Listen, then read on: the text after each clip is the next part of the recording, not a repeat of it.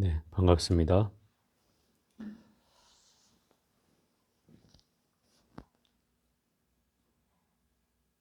계면연 동안거 불심 저녁반 입제식을 시작했습니다.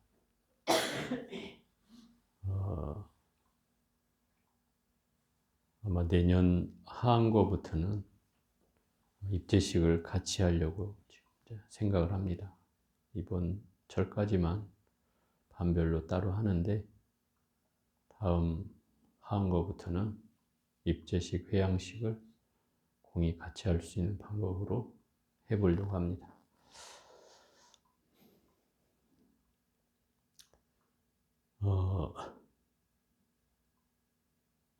오늘 석가사에서 동안거 결제를 시작하는 일은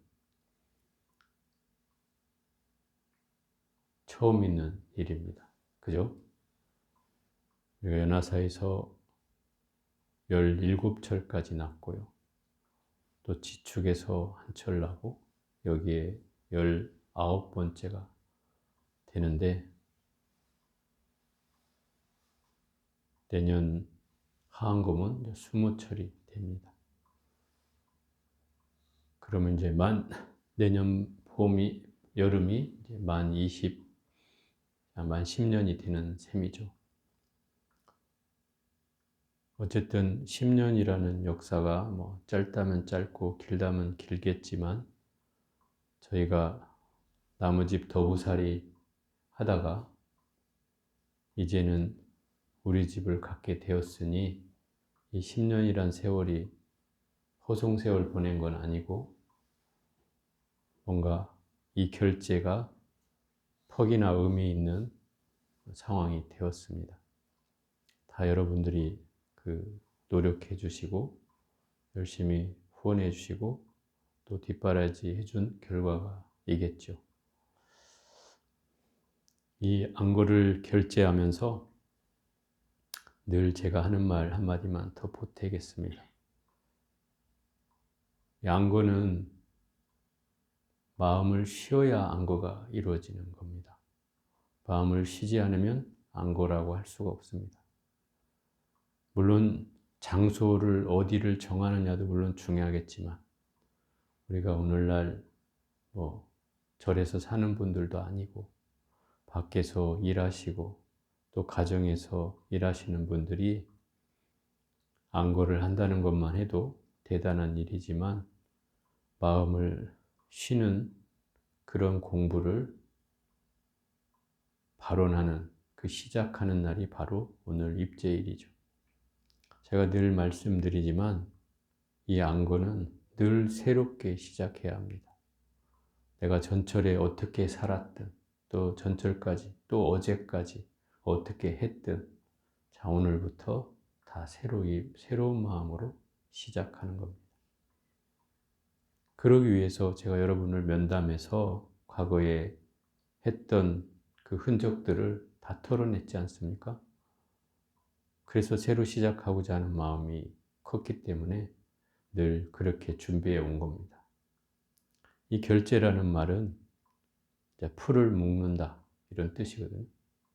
풀을 묶는다는 말은 바꿔서 말하면 마음의 고삐를 조인다 이런 뜻이죠. 마음의 고삐를 조인다는 말은 내가 내 안에 존재하는 마음이란 놈을 어디 도망 못 가게 딱 잡아두는 걸 말합니다. 마음을 잡아두려면 어떻게 해야 되겠습니까? 집중을 해야 되겠죠.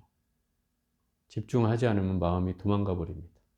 이내 딴 생각하면 도망가 버린단 말이에요. 그래서 도망가지 못하게 해야 되는 것이 바로 이 결제의 시작입니다.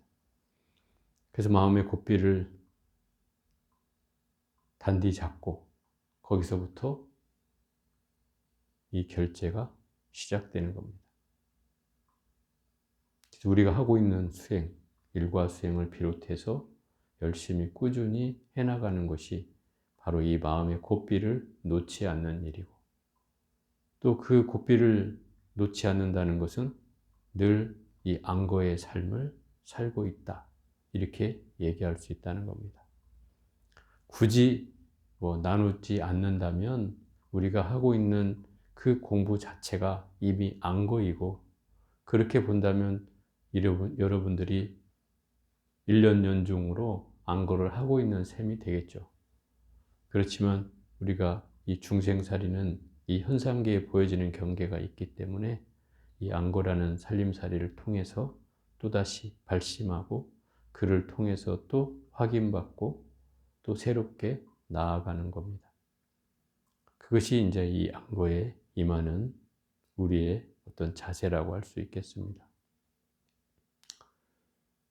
이게 이제 결제에 임하면서 여러분한테 드리는 당부이고, 오늘은 여러분에게 그 원각경을 제가 이제 공부하겠다고 얘기를 했습니다. 한 2년 전인가요? 그때 원각경을 공부했는데 아마 여러분들이 100% 이해를 했으리라고는 생각지 않고, 저 역시도 100% 이해를 했다고 생각하지는 않습니다. 그런 상태에서 이 원각경이 펼쳐졌고, 그 수업을 1년 2철 동안 하고 난 뒤에 뭔가 미진함이 저에게도 남아 있었고, 여러분들도 아마 속 시원히 뭔가가 이해되지 못한 부분들이 있었을 거라고 생각이 드는데, 이번에 다시금 이 원각경을 꺼내든 것은, 어쨌든 우리가 지금 원각경 49일 기도를 비롯해서 지금 100일 기도를 하고 있는 중인데, 이 원각경이 대체 무엇인지, 또 이 원각경의 내용을 왜 우리가 읽고 써야 하는지, 또 이 원각경의 내용이 어떤 내용인지, 또 누가 하는 말로 원각경의 공덕이 그렇게 많은지 등등에 관해서 다시금 공부해보는 그런 계기를 삼았으면 좋겠습니다. 물론 어떤 분은 화엄경을 하자고 하셔서 저도 화엄경을 찾아보기도 했고 떠들러 보기도 했는데, 사실은 엄두가 나지 않았습니다. 화엄경은 워낙 양이 방대하고, 또 그걸 책을 만들려 하면 내가 아마 한 10년은 봐야 책이 한 권 나올까 하는 그런 내용이어서 쉬 도전도 못하겠고, 그렇다고 기존에 있는 책들을 골라서 할 생각도 했는데 마음에 드는 책이 없고, 그래서 하여튼 고민을 하다가 일단 원각경을 하고, 이 화엄경은 아마 섣불리 준비해서는 안 되고 한 3, 4년을 준비해가지고 시작을 해야 한다, 이런 생각을 하게 됐습니다. 왜냐하면 그게 너무나 긴 경전이어서 이게 너무 지루해지면 또 이게 또 결제 안거가 몇 철을 해야 될지 지금 장담할 수가 없기 때문에, 그래서 좀 고민을 좀 해서 어떻게 해야 이 화엄경을 여러분들한테 제대로 소개할 수 있을지를 좀 고민을 더 해보겠습니다. 아무튼 이 원각경의 그 시작은 제가 오늘 서론까지만 말씀드려보겠습니다.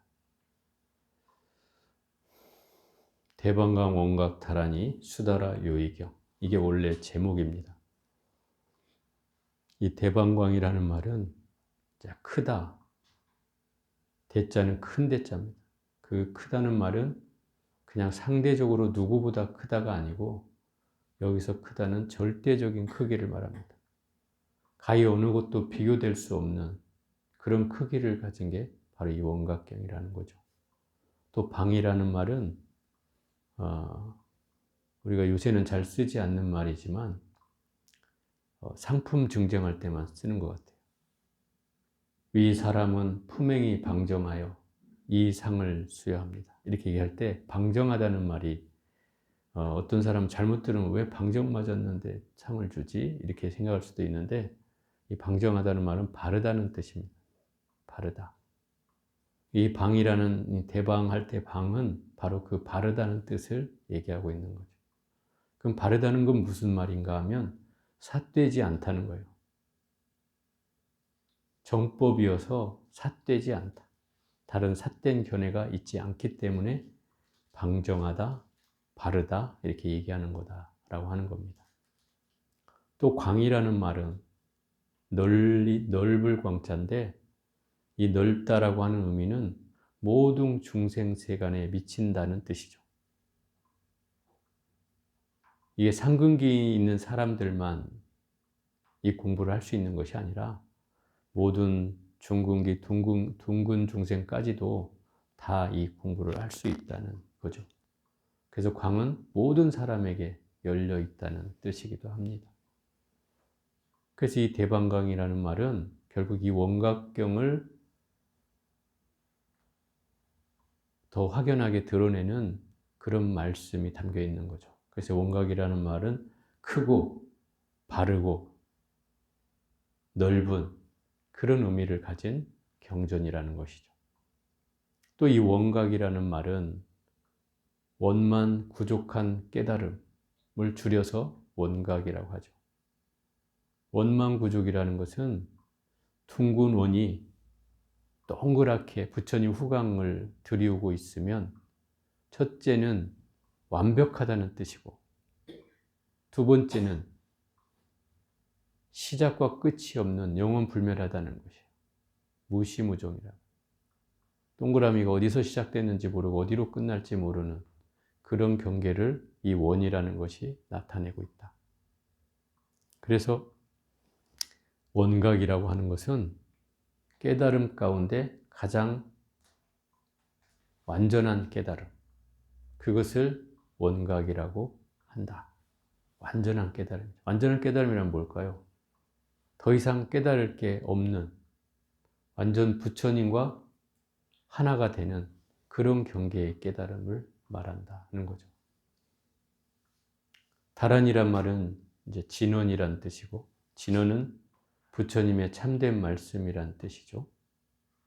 또 수다라는 경전이란 뜻이고, 요의경은 이 경을 통해서 깨달음으로 나아갈 수 있는 그런 경전이란 뜻이에요. 그러면 이 대방과 원각다란이 수다라 요의경은 크고 넓고 바른 완전한 깨달음으로 부처님께서 말씀하신 참다운 말을 담고 있는 그런 경전. 이게 이 원각경에 담겨 있는 의미라고 제가 요약을 할 수 있을 것 같습니다. 그래서 이 원각은 다른 말로 하면 일심이다 이렇게 표현해요. 일심. 일심은 한마음이라는 뜻이고 이 대승기신론에서는 일심이 두 가지 문이 열리는 것을 일심이라 한다. 그 두 가지 문은 바로 정멸문과 생멸문이 열린다. 정멸문은 마음의 본질을 얘기하는 것이고 생멸문은 우리의 현상을 얘기하는 것이다. 마음에는 두 가지 경계가 있다는 뜻이죠. 그래서 그러니까 이걸 또 더 쉽게 얘기하면 이 마음에는 청정무구한 마음이 있고 그걸 감싸고 있는 껍데기 마음이 있다 이 말이야. 이 껍데기 마음에는 우리가 보여지는 옳다, 그르다, 또 좋다, 나쁘다, 또 미흡다, 사랑한다, 또는 이런 모든 경계의 마음들, 우리 앞에서 일어나는 모든 현상계의 마음이 바로 이 껍데기 마음에 둘러싸여 있어요. 그래서 우리는 그 마음이 마치 나라고 여겨요. 내가 좋은 마음을 일으키고 싫은 마음을 일으키고 옳다는 마음, 싫다는 마음, 뭐 이런 잘못된 마음들 또는 복을 구하는 마음이나 내 재앙이 오길 바라지 않는 마음이나 이런 마음이 일어나는 모든 경계는 다 이 겉마음에서 일어나는 거예요. 그런데 이게 나의 본질이라고 여긴다 이 말이에요. 나라고 여긴다 이 말이에요. 근데 실상은 나의 마음은 그것은 껍데기에 불과하다는 거예요. 마음이 아닌 건 아니지만 껍데기에 불과하다. 그래서 늘 거기에 속아 넘어간다 이 말이에요. 늘 착각을 하고 그것 때문에 오해를 하고 또 그로 인해서 마음을 또 상처받고 이렇게 되는 것이다 이 말이죠. 그러면 어떻게 해야 나의 청정무구한 마음으로 나를 볼 수 있는가 하면 나의 생각이 멈춘 자리, 나의 말이 멈춘 자리, 나의 행위가 멈춘 자리, 그 자리가 바로 청정무관 내 마음의 본질의 자리예요. 한번 생각해 보세요. 여러분이 언제 생각이 멈추고, 언제 말이 멈추고, 언제 행위가 멈추는지. 주로 언제 멈춥니까?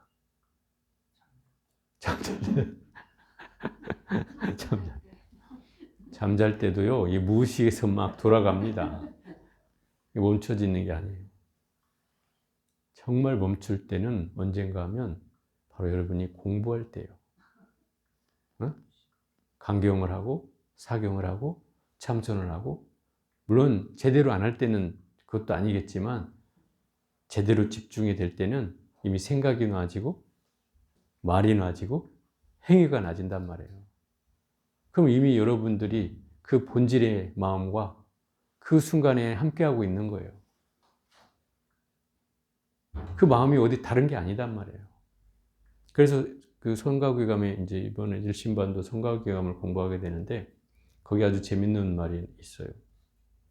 이 선문은 참선하는 그 문에 들어가는 사람은 말 없는 데서 말 없는 데 이르는 것이 바로 선문에 드는 길이다. 이렇게 얘기해요. 그럼 결국 침묵으로 시작해서 침묵으로 끝난다. 이렇게 말을 할 수가 있어지는 거죠. 왜냐하면 내가 말이 놔질 때 비로소 내가 보인다는 뜻이에요. 그게 우리가 하고 있는 일이잖아요. 그래서 마음의 본질을 쫓는 마음은 어려운 것이 아니란 뜻이에요. 여러분들이 하고 있는 그 자리에서 말이 낮이고 생각이 낮이고 행위가 낮은 그 자리만 보고 있으면 마음이 고요해지고 편안해지는 거예요. 그게 본질에 맞닿았기 때문에. 그 본질의 성질은, 본질의 성질은 밝고 맑고 고요해요. 그래서 그걸 닮아가는 거죠. 그걸 보고 있으니까 내가 마음이 점점 편안해지는 거예요. 고요해지고 맑아지고 밝아지는 거죠. 그래서 시간이 흐르다 보니 어느 순간 내가 변해 있어요. 예전에는 막 뭔가에 걱정이 걸리면 늘 그 걱정으로 막 치달아가던 마음이 어느 순간 탁 내려놔지기도 하고 또 어느 순간은 그냥 편안히 바라보게도 되고 또 어느 순간은 그것을 헤집고 있기도 하고 이런 순간들을 내가 겪게 되면서 마음이 점점 안정되는 걸 느낄 수 있다는 겁니다. 이런 장면이 바로 원각경 서론에 등장해요. 자, 한번 눈을 감고 제가 하는 걸 한번 상상해 보십시오. 어느 때 부처님께서 큰 법신의 몸으로 몸을 나텄어요. 법신은 부처님이 현상으로 존재하는 몸은 아닙니다. 법신은 바로 본체로 존재하는, 본질로 존재하는 마음입니다. 마치 아까 제가 얘기한 여러분의 청정하고 또 밝고 그리고 아주 고요한 그런 마음의 본질과 같은 부처님의 모습이 고요하고 맑고 밝은 세계로서 큰 광명을 머금고 사방의 광명을 머금고 한자리에 앉아서 고요하게 삼매에 들어 계십니다. 빛이 막 뿜어져 나오고 있어요. 막 찬란하게 빛나는 건 아니고 막 안에서 나오려고 빛이 머금고 있는 상태. 우리가 등불을 켜놓으면 밖으로 나가지 않고 그 등불이 보여 있는 상태처럼 부처님이 막 빛이 막 뻗쳐 나오려고 하는 그런 상황이죠.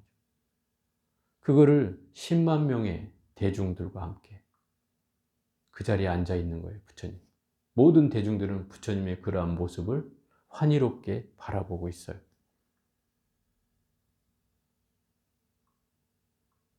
이게 부처님 법신의 모습으로 이 신통한 대광명을 띄우면서 이 자리에 앉아서 삼매에 들어 계시는 거예요. 그 자리가 바로 밝고도 밝은 모든 열애가 빛으로 장엄한 자리이고 또 모든 중생들이 청정무구한 마음으로 맑고도 맑은 그 마음을 드러낸 자리이고 또 아주 정멸하고도 고요한 그런 경계를 보여준 자리다 이 말이에요. 그게 바로 부처님을 형용하는, 부처님을 제대로 드러내는 그런 구절이 바로 이 서론에 담겨 있다. 한편으로는 아주 밝은 빛이 나고 또 한편으로는 너무나 투명하게 맑고 또 한편으로는 너무나 그래서 고요하고 정멸해서 감히 그 근처를 범접할 수 없는 그런 경계를 띠는 자리에 거기에 10만의 모든 제불보살들이 또 부처님의 제자들이 함께 모여 앉아서 그 광경을 지켜보고 있어요. 그때 문수보살이 등장해서 부처님께 나아가 절을 하고 무릎을 꿇은 채 합장하며 부처님께 여쭙네. 부처님은 지금 법신으로 와 있다 그랬어요. 법신으로 와 있으니 부처님이 대답을 할 수가 없다 이 말이에요. 그런데 이 문수보살은 질문을 던지고 부처님은 또 대답을 해. 그럼 이 대답은 뭘로 나올까요? 음성으로 나오는 게 아니고 빛으로 나오는 거예요. 빛으로. 그리고 문수보살은 그 빛을 보면서 서로 문답을 주고받는다. 그러면 문수보살도 그 빛의 경계를 안다는 뜻이죠. 그 빛을 비추는데도 이미 거기에서 그게 무슨 말인지를 안다는 말이에요. 그리고 문수보살은 거기에서 지혜를 어떻게 얻을 수 있는지를 묻고 부처님은 그 대답을 하십니다. 그 대답이 끝나자 다음에 보현보살이 등장해서 어떻게 해야 지혜를 얻는 실천을 할 수 있는지를 묻고 그 대답을 얻죠. 여기까지가 이제 상근기 본문이에요. 그냥 환을 알면 바로 깨달음이다 라고 하는 보현장에 나오는 결론이 나오게 되는 거죠. 그러자 3장에 이제 보현보살이 등장해서 이 상근기 중생들은 그렇게 쉽게 깨달을 수 있지만 이 둔근기, 근기가 둔한 중생들은 어찌하여 깨달을 수 있느냐. 그 사람들은 육신을 사대를 나의 몸뚱아리로 알고 또 안입이 설신이 눈, 귀, 코, 혀, 몸, 생각으로 된 것을 내 마음으로 아는 사람인데 어찌하여 나의 마음의 본체를 알지 못하는 이런 사람들은 어떻게 해야 깨달을 수 있느냐. 근데 부처님이 그 사대에 대해서 낱낱이 얘기를 해주는 거죠. 너의 사대 가운데 머리카락과 뼈와 근육과 심줄과 이런 등등의 것은 다 땅으로 돌아가고 또 너의 오줌과 똥과 땀과 그런 물 성분은 다 수로 돌아가고 또 몸에서 나는 열이라든지 또 이런 것들은 다 화로 돌아가고 또 내가 그 호흡하는 것, 움직이는 건 풍으로 돌아가고 이렇게 돌아가 버리고 나면 아무것도 남지 않는다. 어찌 그것을 네라고 할 수 있느냐. 또 안이비설신이가 보고 듣는 그런 경계는 또한 그게 왔다가 사라지고 마는 것이어서 결국 그것이 너의 몸과 마음이라고 할 수가 없다. 그 경계를 벗어나야만이 이 경계를 느낄 수 있다. 또 이러고 막 장황한 법문을 하는데 그때 이제 금강장보살이 또 등장해서 어떻게 해야 이 욕심을 내려놓을 수 있습니까? 라고 묻고 그 욕망에 대해서 또 부처님이 설법을 하신다. 이렇게 보살들이 12명이 차례로 등장하면서 부처님께 물음을 던지고 부처님은 그걸 대답하셔요. 그 12명이 자기 전공 분야를 살려서 질문을 하시는 것이다 이 말이에요. 이때 부처님은 무언으로 설법을 하신다 이 말이에요. 말없이 빛으로만 설법을 하신다. 자, 이제 눈을 뜨시고 이 대목에서 이제 이게 화엄경에 보면은 그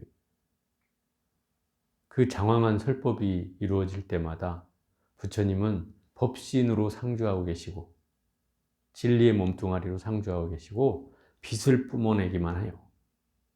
그 빛을 뿜어낸 자리를 따라가다 보면 어느새 천상이 열리고 하늘에서 법문이 열리는 현장이 벌어지고 거기에 보현보살이 대리법사로 등장해서 이 법신의 법문을 그 빛을 쫓아서 그 대중들에게 보현보살이 대신 설하는 내용으로 되어 있는 것이 바로 화엄경이에요.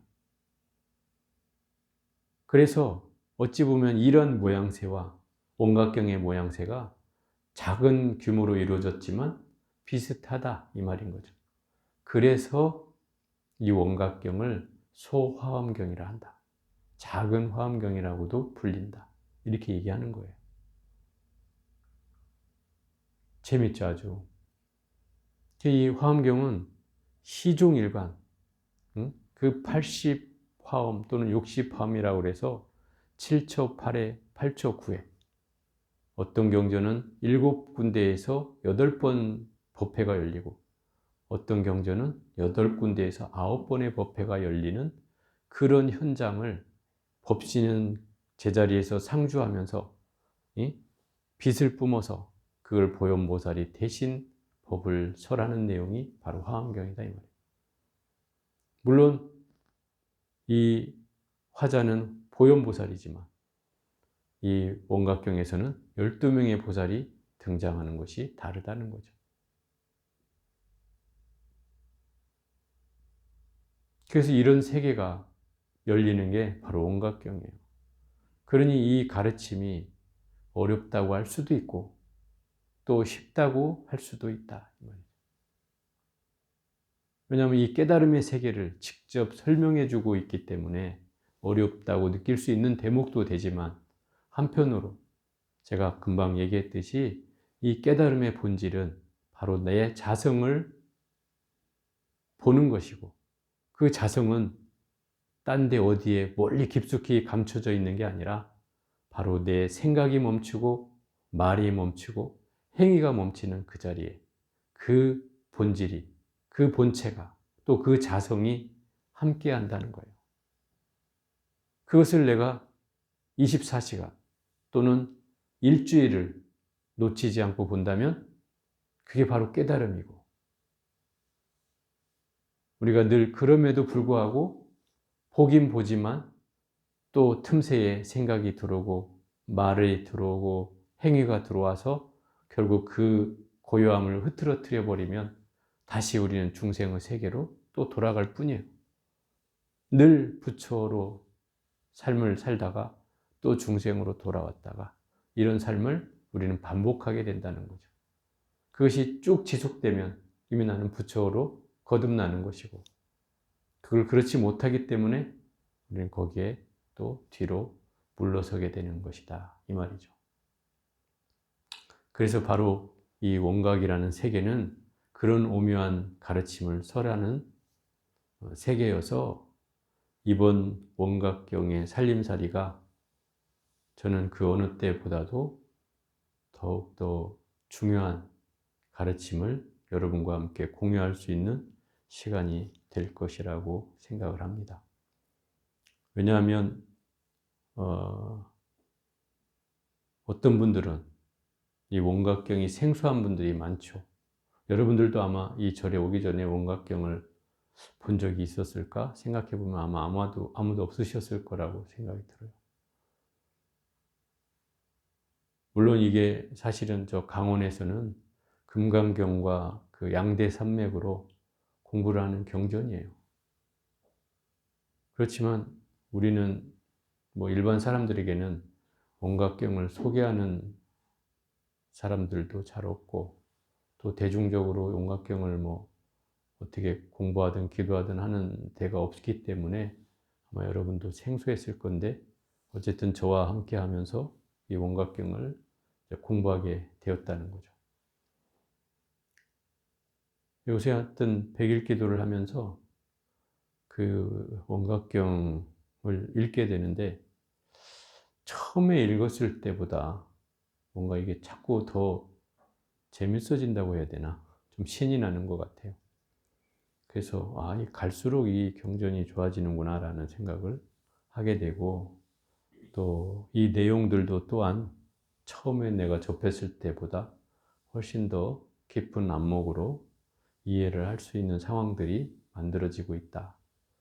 그래서 어쨌든 이런 기연을 만나서 저희가 이걸 다시금 원각경을 공부하게 된 것은 우리 선원의 입장에서도 또 우리 석가사가 또 새로 발돋움하는데도 굉장히 요긴한 경전이 될 것이고 뭔가 우리 절에 엄청난 그 기운을 가져다 줄 어떤 터전이 바로 이 원각경이지 않을까 이런 생각을 해보게 됩니다. 그래서 지금껏 여러분들이 어떻게 살아왔는가는 중요하지 않고 오늘부터 또 새로운 마음을 내서 같이 이렇게 공부해 갔으면 좋겠습니다. 자, 오늘은 법문은 이거로 가름하고요.